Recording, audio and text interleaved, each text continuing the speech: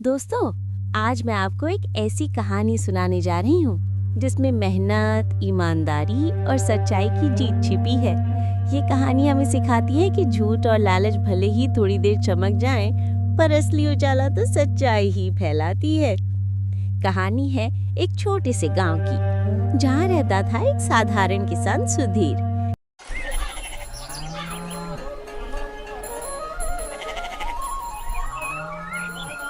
आज की कहानी हमें सिखाएगी कि झूठ और लालच की चमक अस्थायी है, लेकिन मेहनत और सच्चाई का उजाला सबसे मजबूत होता है। गांव के किनारे मिट्टी की झोपड़ी में सुधीर रहता था। उसके साथ थी पत्नी लता, बेटा रोहन और बूढ़ी माँ। पैसा कम था, लेकिन घर में प्यार और सच्चाई बहुत थी। सुनिए, आज फिर से गेहूं का आटा बहुत कम बचा है। कम है तो क्या हुआ लता, मेहनत करेंगे तो कल और आ जाएगा। भगवान ने हाथ पांव दिए हैं, मेहनत करेंगे तो भूखे नहीं रहेंगे।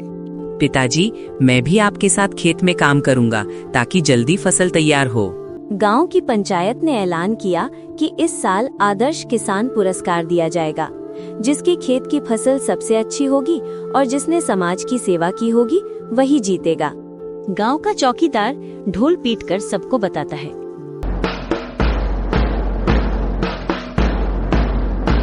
सुनो सुनो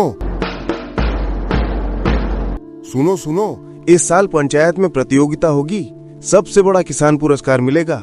अरे भैया, इस बार तो रघु ही जीतेगा। पैसा है, जमीन है, अफसरों से पहचान है।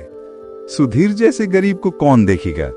ईश्वर ने चाहा तो मेहनत रंग लाएगी। मैं भाग लूंगा, चाहे जीतूं या हारूं। सुधीर रोज सुबह 4 बजे खेत जाता, प्राकृतिक खाद डालता, मेहनत करता।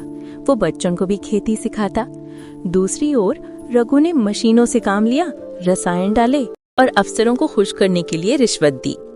सुधीर, तू मेहनत करता रहे और देख, इन अफसरों को मैंने पहले ही साध लिया है, पुरस्कार मेरा ही होगा।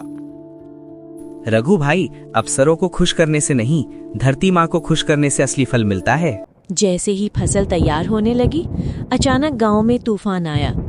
रघु के खेत की रसायनों वाली फसल बह गई, लेकिन सुधीर की फसल प्राकृतिक खाद और गहरी जड़ों के कारण बच गई। अरे, रघु की फसल तो नष्ट हो गई। देखो सुधीर के अरे, इसकी फसल तो अब भी खड़ी है। ये कैसे हो सकता है? मेरी सारी मेहनत मिट्टी में मिल गई।